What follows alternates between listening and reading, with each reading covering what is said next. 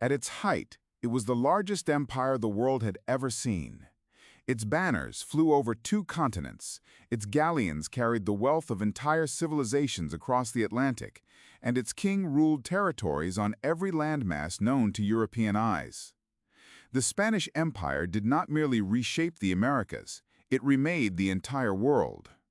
It gave modern civilization its first truly global economy, its first global language, and its first demonstration of how the ruthless hunger for power can hollow out even the mightiest of states from within.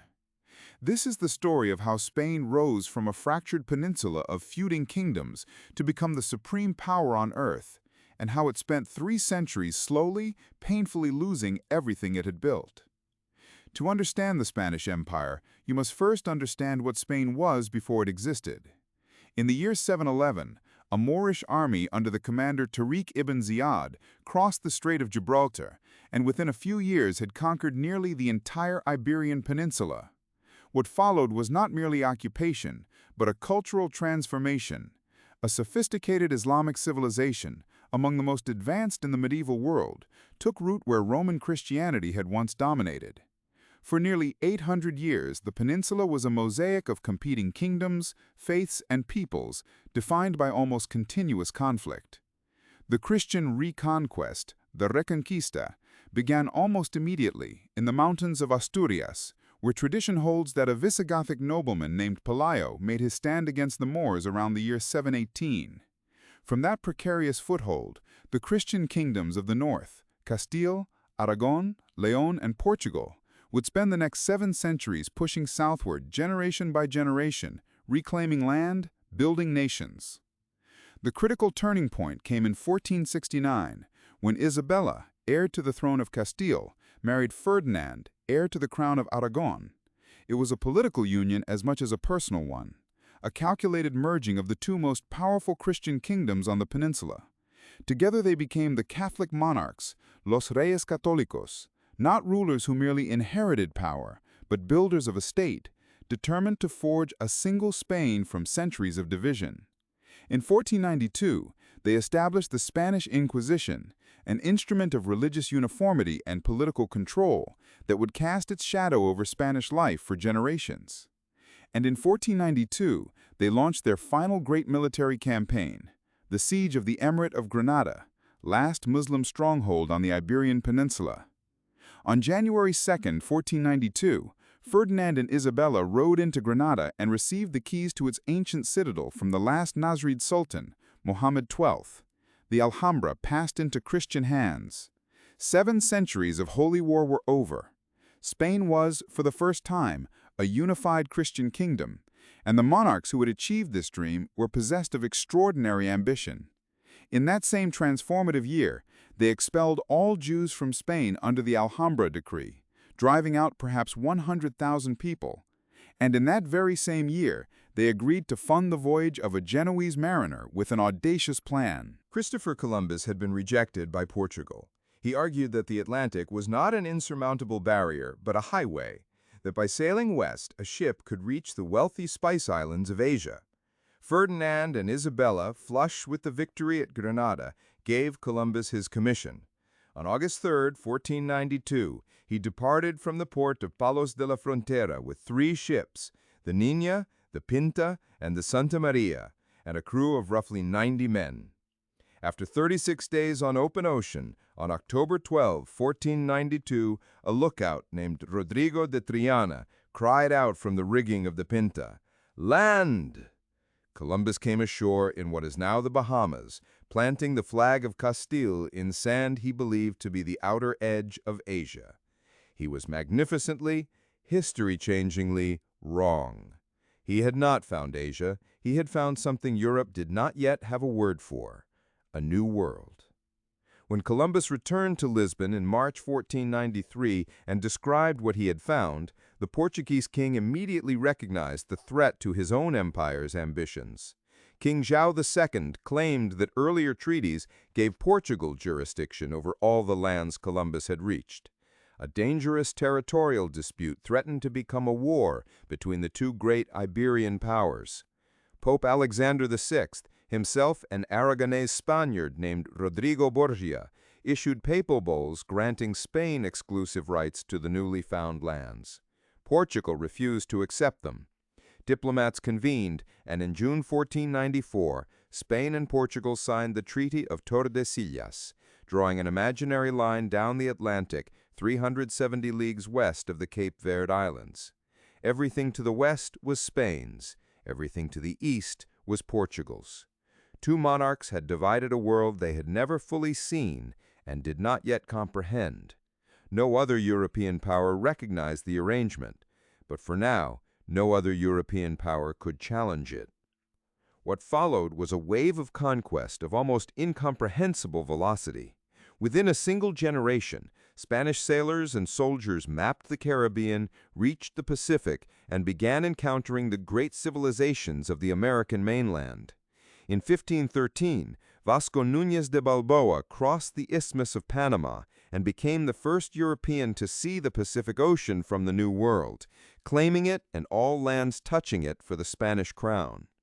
Between 1519 and 1522, Ferdinand Magellan's expedition, sailing under the Spanish flag, completed the first circumnavigation of the globe, proving the true scale of the world Spain sought to dominate. Men of ruthless energy and terrifying courage, the Conquistadors, sailed into the unknown with tiny armies, driven by Christian faith and a pathological hunger for gold. They were products of the Reconquista, trained in a culture of holy war and reward, and they would apply that culture with devastating effect. Hernán Cortés landed on the coast of Mexico in April 1519 with roughly 500 soldiers, a handful of horses, and a few small cannon. Before him lay the Aztec Empire, ruled from the island city of Tenochtitlan, a metropolis in the middle of a mountain lake that stunned the Spanish who first saw it. They compared it to Venice. Cortés formed alliances with peoples who resented Aztec domination, most crucially the Tlaxcalans. He also had a crucial interpreter and companion, a Nahua woman known as La Malinche, whose linguistic intelligence proved indispensable. When Cortés arrived in Tenochtitlan on November 8, 1519, the Aztec emperor Moctezuma II received him, perhaps fulfilling prophecy, perhaps paralyzed by uncertainty, and Cortés seized him as a hostage within his own capital. The situation exploded. While Cortés was away, his lieutenant, Pedro de Alvarado, ordered a massacre of unarmed Aztec nobles at a religious ceremony. The city rose in revolt. In the desperate night retreat of June 30, 1520, the Noche Triste, the Night of Sorrow, hundreds of Spanish soldiers and thousands of their indigenous allies died trying to escape across the causeways. Cortés regrouped, recruited more allies, and launched one of the most methodical siege operations of the century. He had 13 shallow-bottomed brigantines constructed inland, carried overland in pieces, and assembled on the shores of Lake Texcoco. He cut the city's water supply. He besieged Tenochtitlan from causeway and lake simultaneously.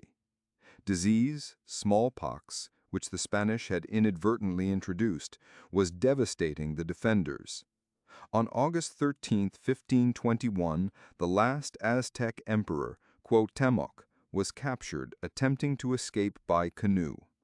On the ruins of the greatest city in the Americas, Cortés began building Mexico City. A decade later, Francisco Pizarro applied essentially the same template to the other great empire of the hemisphere. Pizarro was older, illiterate, born out of wedlock in the impoverished region of Extremadura, but possessed of the same iron nerve. In 1531, he sailed down the Pacific coast of South America with just 168 men and 37 horses, marching into the heart of the Inca Empire. He arrived at a moment of profound Inca crisis. The emperor Huayna Capac had died of smallpox, triggering a devastating civil war between his two sons, Huáscar and Atahualpa. Atahualpa had only recently won that war when Pizarro reached Cajamarca in November 1532. What happened there stands as one of the most audacious and catastrophic moments in history. Atahualpa entered the city square carried on a golden litter, surrounded by thousands of unarmed attendants, facing Pizarro's tiny force of 168 men. A Spanish friar delivered a legalistic demand that Atahualpa accept Christianity and the authority of the Spanish crown. When Atahualpa threw down the prayer book he was handed, Pizarro gave the signal. Hidden soldiers burst from the buildings, unleashing cannon fire and cavalry charges into the packed crowd. Within hours, an estimated 7,000 Inca were dead. Not a single Spaniard died. Atahualpa was a prisoner. The Inca offered an extraordinary ransom for their living god's release, a room filled once with gold and twice with silver. The treasure poured in from across the empire, melted down from the walls of temples and the ornaments of generations. Pizarro received it, refined it, and divided it, and on July 26, 1533, had Atahualpa executed anyway, strangled after a summary trial on fabricated charges. With the head of the empire gone, the Inca state rapidly fragmented. By November 1533, Pizarro's forces entered Cusco. The largest empire in pre-Columbian America had been destroyed by fewer than 200 men in under 2 years. The gold and silver that flowed from the conquered Americas transformed Spain, and in doing so, transformed the entire world. From the silver mines of Potosí in what is now Bolivia, discovered in 1545 and worked by coerced indigenous and enslaved African labor under conditions of merciless brutality, came a torrent of metal that dwarfed anything Europe had ever seen.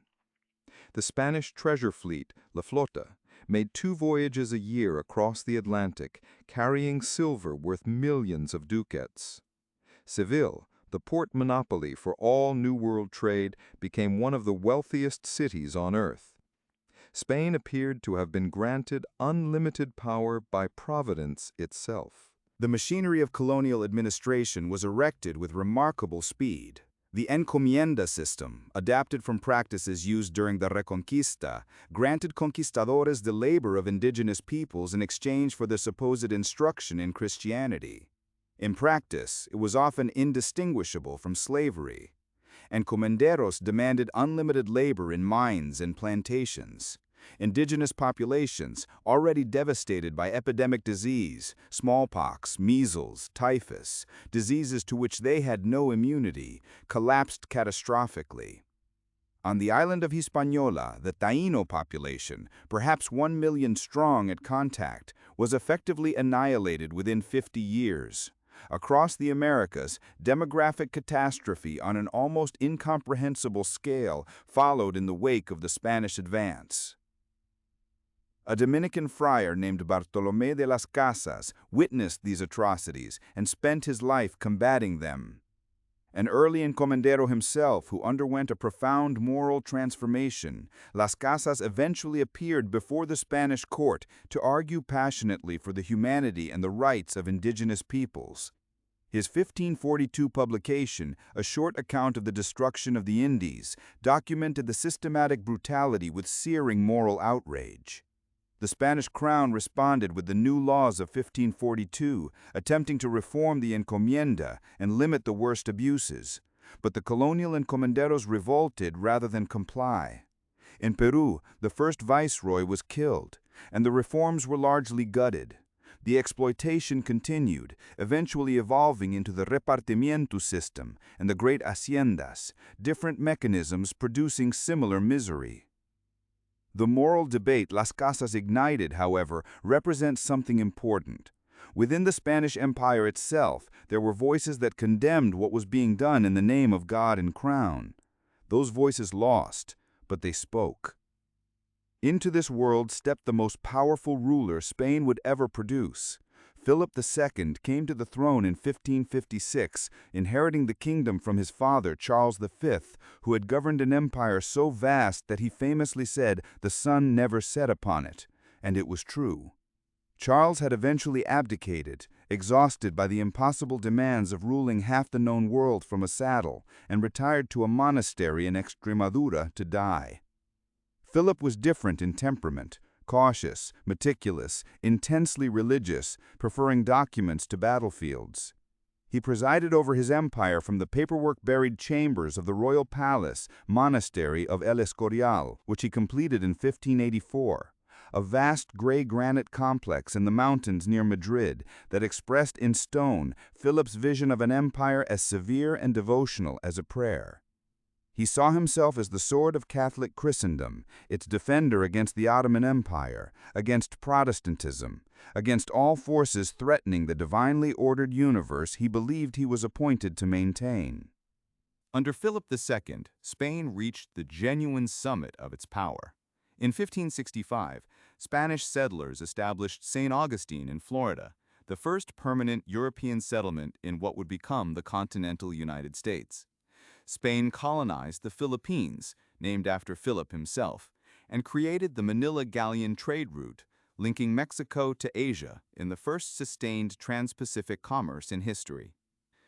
In 1571, a Spanish-led fleet of the Holy League crushed the Ottoman navy at the Battle of Lepanto off the Greek coast, a thunderous victory that seemed to confirm Spain's divine mandate.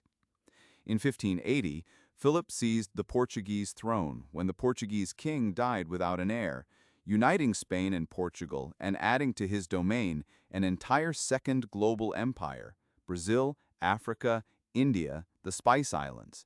The Iberian Union encompassed the largest dominion in human history. But the cracks were already spreading beneath the surface. Philip's empire was enormously expensive to maintain and even more expensive to defend. He declared state bankruptcy 4 times, in 1557, 1560, 1575, and 1596, even as rivers of silver poured into Seville. The paradox was not coincidental. The flood of American silver had ignited what economists call the price revolution, a century-long inflation across Europe that eroded purchasing power and priced Spanish-manufactured goods out of foreign markets. Spain had the silver, but could not make productive use of it. It flowed straight through the Spanish economy, the country importing manufactured goods it should have been producing itself, while the silver poured into the pockets of German and Italian bankers who held Philip's debts, and into the treasuries of England and the Dutch Republic. Spain was becoming a conduit of wealth rather than a creator of it. The Netherlands were Philip's most expensive ulcer. 17 wealthy, commercially sophisticated, largely Protestant provinces that resented Spanish taxation and the brutal crackdown of the Duke of Alba, who executed thousands in his campaign to restore obedience. Their revolt, beginning in 1568, would consume Spanish resources for 80 years and ultimately prove unwinnable. Philip's most celebrated and consequential gamble came in 1588. English privateers, men like Francis Drake, whom the Spanish called El Drake, the Dragon, had been raiding Spanish treasure fleets and colonial ports with Queen Elizabeth I's tacit blessing. Elizabeth had also been funding the Dutch rebels. In 1587, Drake had sailed boldly into the harbor of Cadiz and burned 37 Spanish ships in what he called singeing the King of Spain's beard. Philip had endured enough.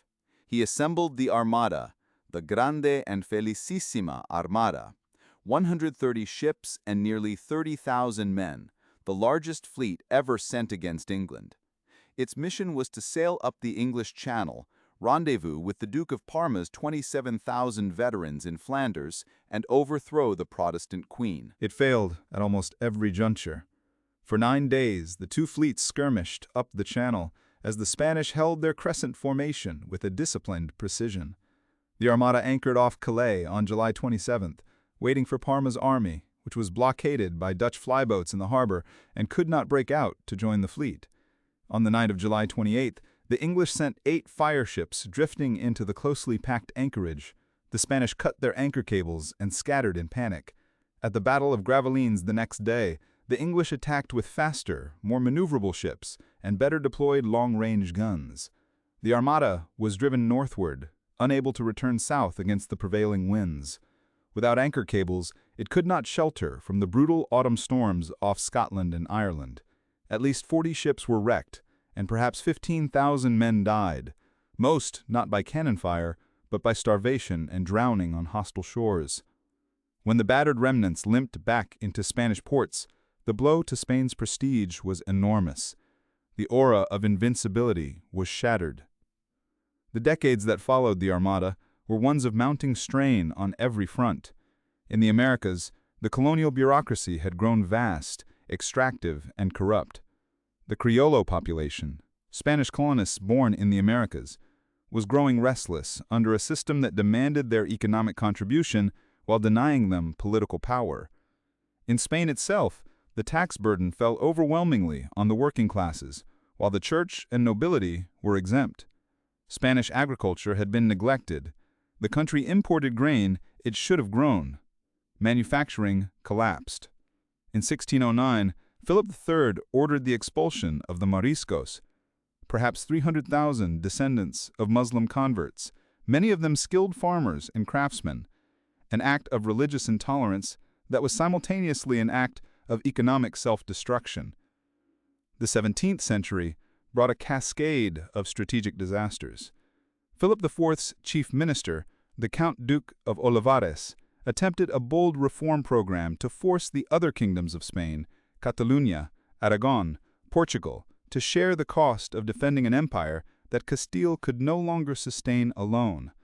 Instead, he triggered revolts. Catalonia rose in 1640 and sought French protection. Portugal broke away in the same year, restoring its independence after 60 years of Iberian union, and would never return to Spanish rule. The 30 Years' War, that vast religious and dynastic conflict that consumed Central Europe between 1618 and 1648, drained Spanish treasure and blood in a seemingly endless commitment to the Habsburg cause. The Peace of Westphalia in 1648 forced Spain to formally recognize Dutch independence after 80 years of feudal warfare. The silver shipments from the Americas were declining. The empire was beginning to cost more than it produced. The final blow to Habsburg Spain's coherence came when Charles II, physically frail, cognitively impaired, the product of generations of royal inbreeding that had concentrated genetic defects over more than a century of cousin marriages, known as El Hechizado, the Bewitched, died in November 1700 without an heir. He left his throne to Philip of Anjou, grandson of Louis XIV of France. The prospect of a Bourbon king uniting Spain and France under one dynasty was intolerable to England, Austria, and the Dutch Republic. The War of the Spanish Succession, fought from 1701 to 1714, convulsed Europe from Belgium to the Iberian Peninsula. By the Treaty of Utrecht in 1713, Spain retained its overseas empire and its Bourbon king, now Philip V, but surrendered its European possessions and ceded Gibraltar and Minorca to Britain. Britain walked away as the dominant Atlantic commercial power. The century that followed would belong not to Spain, but to England. The match that finally collapsed the American empire came not from within, but from Napoleon. In 1808, Bonaparte forced the Spanish royal family to abdicate and installed his brother Joseph on the Spanish throne. Spain erupted. On May 2, 1808, El 2 de Mayo, the people of Madrid rose against the French garrison. The uprising was savagely suppressed, but it spread across the country.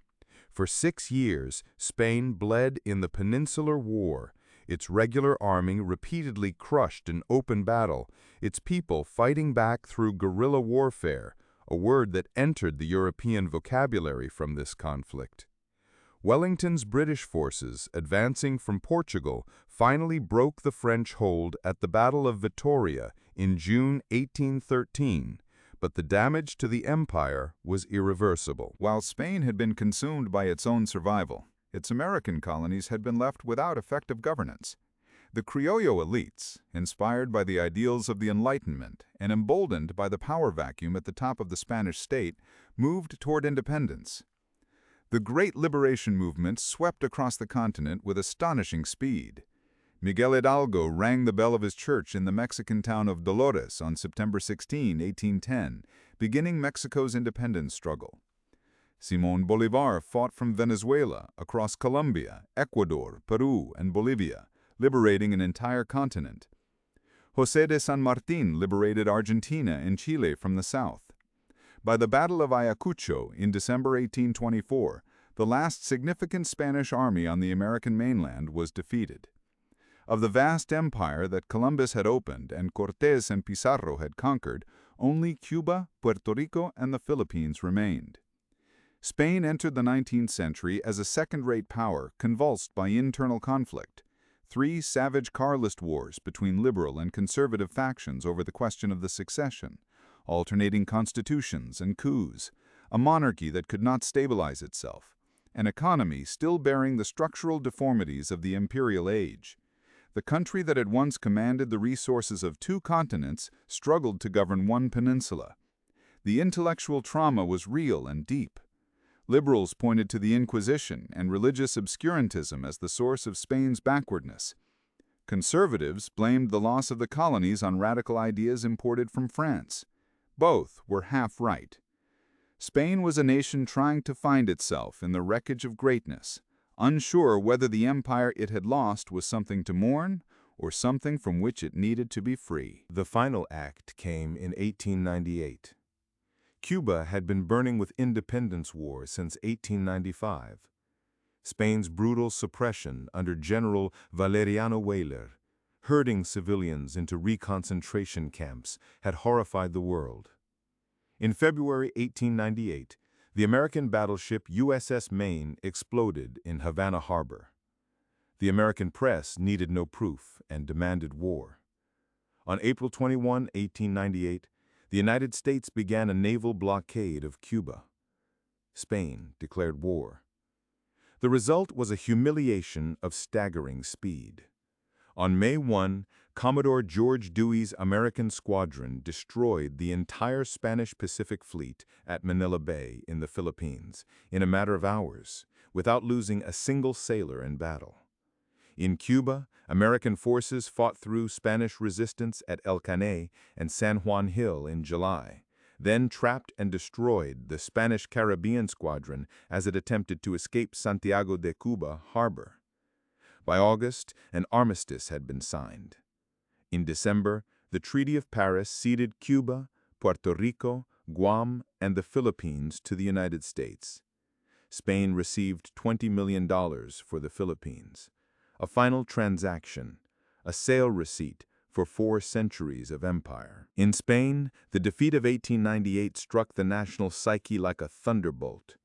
A generation of writers and intellectuals, the Generation of 98, including Miguel de Unamuno and Antonio Machado, turned the disaster into a profound reckoning.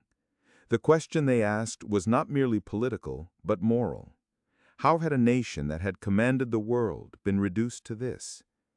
The answers pointed back centuries to the Inquisition's suppression of intellectual life, to the expulsion of the productive minorities who had formed the commercial backbone of medieval Spain, to the addiction to American silver that had killed domestic industry, to the endless wars of religion that consumed wealth needed for development, to the fundamental confusion of extraction with prosperity.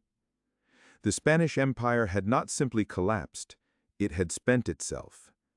Every structural weakness present at its birth was amplified over 4 centuries. A state that generated its wealth from conquest rather than from creation, that rewarded warriors over merchants, that enforced conformity at the cost of innovation, that mistook the possession of silver for the building of enduring power. Such a state could dazzle the world, could build cathedrals in the wilderness and galleons that crossed every ocean, could carve an empire from nothing in a single human lifetime. But it could not sustain what it had built. And yet the world that Spain made endures.